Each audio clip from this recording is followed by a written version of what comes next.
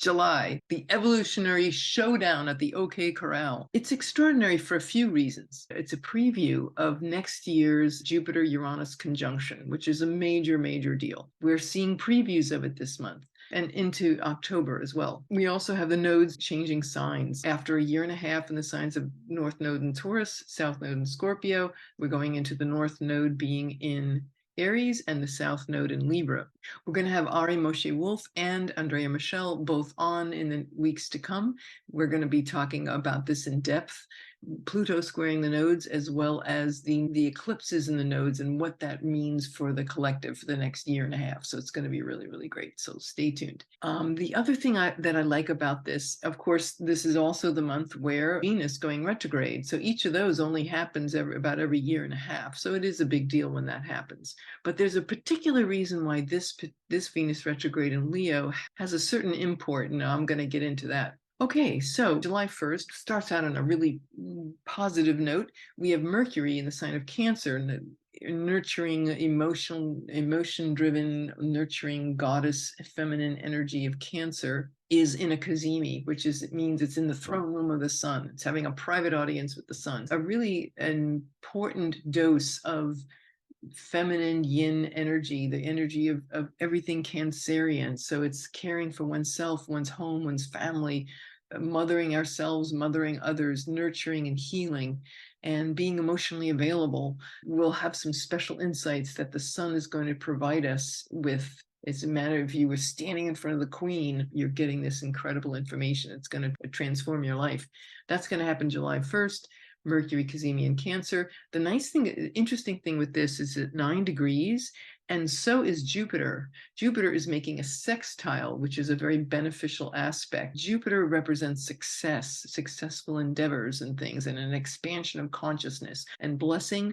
Very fortunate. But this time it's with the cazimi with Mercury, so that's going to be really interesting. And have all three chiming in, all at 9 degrees, 9, 9, 9. So starting off the month of July, it's getting us ready for the full moon. The full moon will culminate on July 3rd. We're going to have a full moon in Capricorn.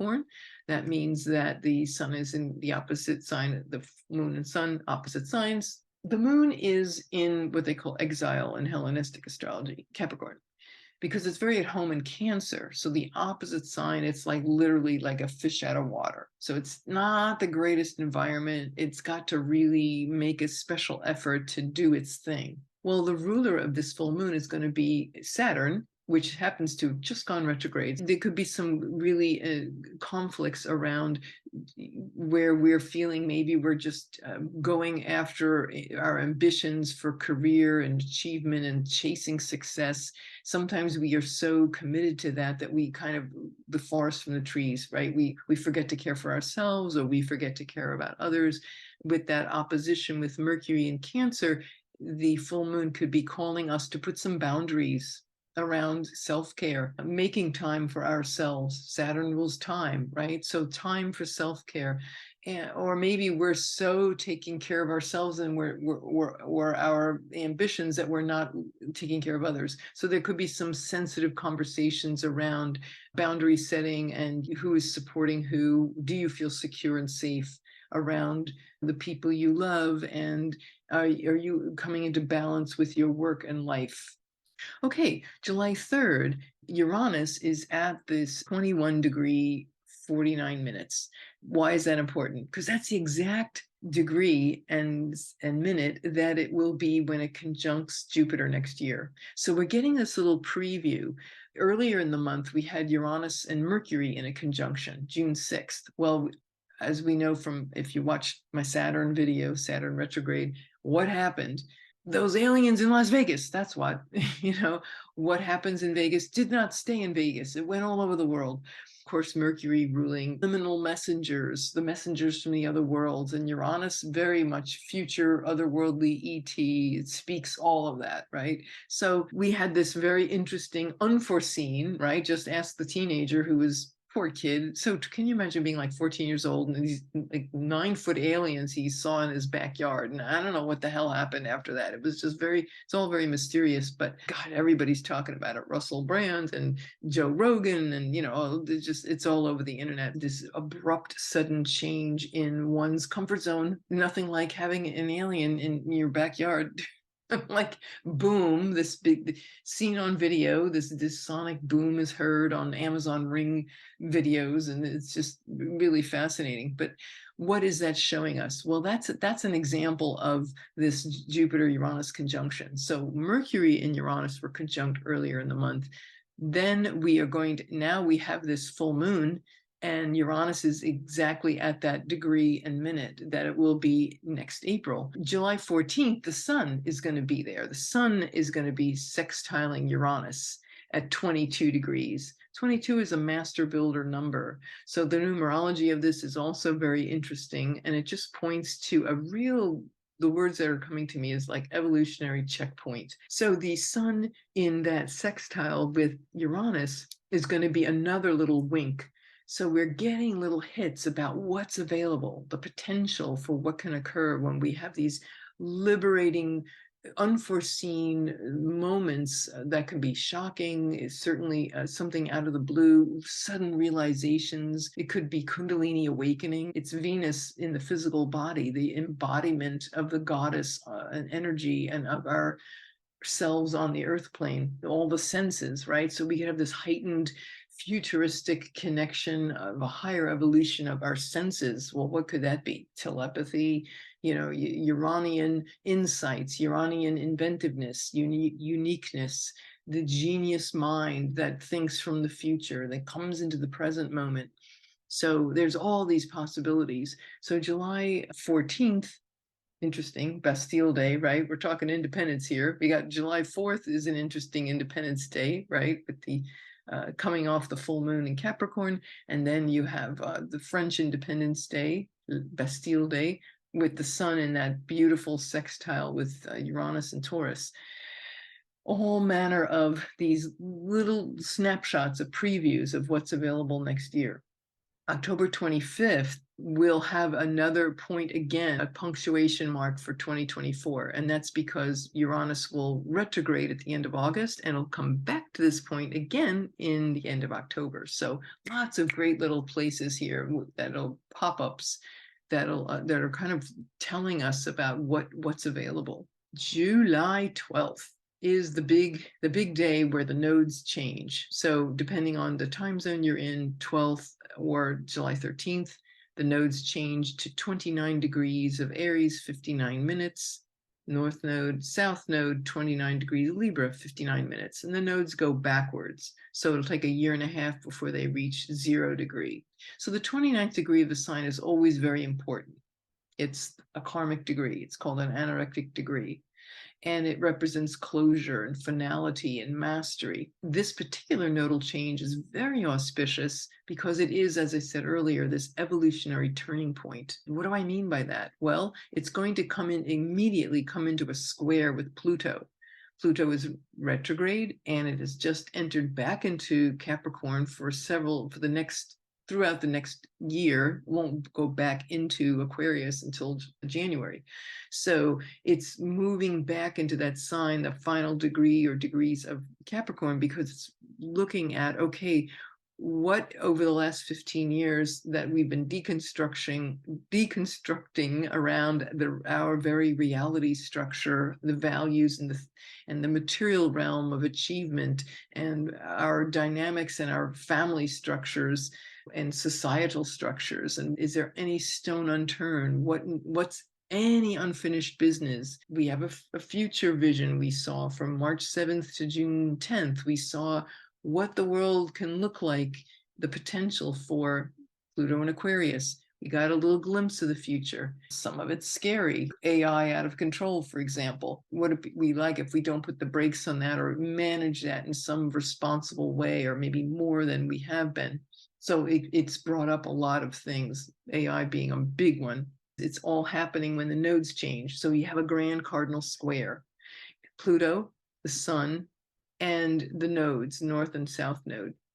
Meanwhile, Venus, which ruler of the South Node, and which means all of these eclipses, South Node eclipses for the next year and a half, Venus is going to be at the stationary retrograde degree, the hour and minute that the nodes change, the South Node ruler, Venus, the next day, Venus goes retrograde for about 5 weeks. The fact that it's at that stationary retrograde degree, it's really this whole cardinal square, very, very powerful. Here it is for Washington, D.C., the Aries Libra nodal ingress, fancy word for entering the nodal ingress. The nodes change signs. All right, here it is. As you can see, 2959 for the city of Washington, D.C. It's going to be here in the 1st and 7th houses. So those are angular houses, cardinal signs about leadership. So we're really looking at these fundamental power dynamics. Here's Pluto in the 4th house, the roots of our country. Sun's coming into it in opposition. It's got this exact T-square. And then a few days later, we're going to have the sun at 29. So it's going to make this big, grand cardinal square. So this is the evolutionary showdown at the OK Corral. Pluto represents our collective evolution. It's really going to be asking us to address this particular chapter in history. We're on this precipice. When you look at the rulers, the sun is in the domicile of the moon. So the moon, Saturn, Venus, and Mars. Liminal time is up. We want to create a nurturing, caring society. We want to create integrity. We want to move beyond old patriarchal structures. This is all going on as the South Node ruler is ready to station retrograde. When the sun is in there, it's going to be on the 22nd. This is pretty exciting, folks. In the other corner, we've got Saturn in the sign of Pisces that's just gone retrograde. And here it is. So this is speaking to all the lies and the deception about how we have our society set up, about our beliefs, our collective beliefs about reality, all coming apart. This is this dissolution. So this is a very, very powerful medicine here. What has to occur for us to step into and create a whole new, this is a turning point, an evolutionary turning point that has to do with the letting go and identification and letting go of lies and deception. Where have we deceived ourselves in the structures of reality that we collectively have set up? Venus will be conjunct Regulus, which is a major Bohemian fixed star. And this is a star that's very much associated with magic, with royalty, with monarchs, with presidents, leaders. Cor Leone, the heart of the lion in the constellation. Venus will stay retrograde until September 3rd. And then it won't leave the shadow until October 8th or 9th, depending on your time zone. So that's 4 months. Instead of 4 weeks, we have 4 months in that sign. That's a lot of reviewing who and what are we loyal to. Venus can be about glamour and putting up a facade of everything's fine, everything's good, don't rock the boat, everybody play nice. And certainly when you think about the fact that it's conjunct Regulus, 2 things I want to say is, one is, if you remember back to 2017, that's when we had the Great American Eclipse, and it was 28 Leo. So here's Venus revisiting with the themes of the Great American Eclipse. 28 Leo, who did we see? Well, first of all, Donald Trump has his ascendant at 28 Leo. Well, there was no surprise that his life would be greatly affected by that. And if you remember, when that eclipse was activated, all the information came out about Epstein and Prince Andrew and all of that, and them hanging out at Mar-a-Lago and big hullabaloo. Also the Vatican, it was hitting their Neptune in the sign of Leo. So deception and pedophilia abuse, clerical abuse, that's when the governor of Pennsylvania, the lawsuits around the child sex abuse, the largest ever of its in American history and in the history of the Vatican. So major stuff. Fall from grace for Prince Andrew, Harvey Weinstein, Me Too, all of that information, healing the trauma of this sexual abuse and women in general. This is an opportunity to heal that and to maybe revisit. Maybe there are things that have come up since then, or maybe whatever's not been resolved from that. This is also an opportunity to come back to our heart and of what is important to us, our desire for authentic connection that is not where we feel traumatized, separated, and isolated. Venus also speaks to our talents. Venus in Leo is the super expressive, generous heart, full of enthusiasm and desire to create great art, to self-express. And so any place where we have been hung up on that, we may not be realizing it, but that 5-week sojourn in Venus from 28 Leo to 12 Leo is going to give us this opportunity to uncover things that we haven't seen. Ex-partners coming back. Leo is about love and romance, and Venus is sex and pleasure and adventure. And so all these topics and themes coming up again for review. But in the shadow of this, or part of this incredible evolutionary dynamic of the nodes squaring Pluto. So this can bring up a lot of really deep things. Mercury is going to then join in the fray. So seeing more subjects maybe about child sex trafficking and clerical and any kind of pedo abuse, Epstein possibly coming back in the news, a takedown of monarchy, this facade of monarchy, and some nasty things. Be prepared. And that, again, shaking our world, that Saturn in Pisces of this dissolution of reality as we know it, seeing beyond the veil. The Pisces can be about what's hidden and what's deceiving us, and what's hiding in plain sight. So we'll find out. And depending on where this is occurring, wherever 28 Leo is in your chart is where this transformation is going to be available. Difficult, maybe emotionally cathartic conversations to be had, but very, very worthwhile, hugely necessary.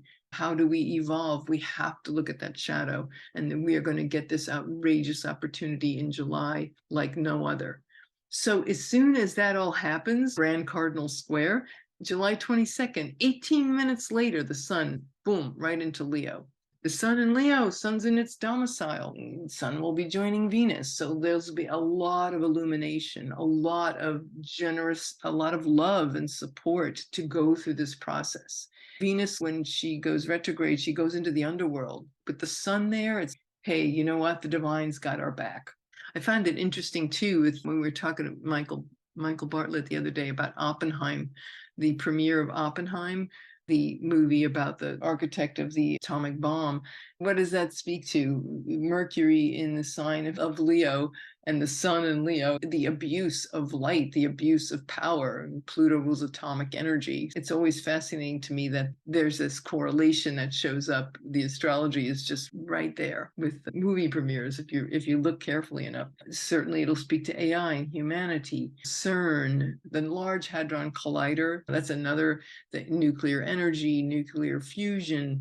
Scientists in China and other places around the world have created artificial suns in laboratories. Mickey Mouse, the Sorcerer's Apprentice. If you remember how Mickey put on the sorcerer's hat, the wizard's hat, and he got so excited with all the things he could do, and all of a sudden the things got out of control. It became like recumbent energy, and he couldn't stop it. The brooms that were marching along, and it was just this overwhelm.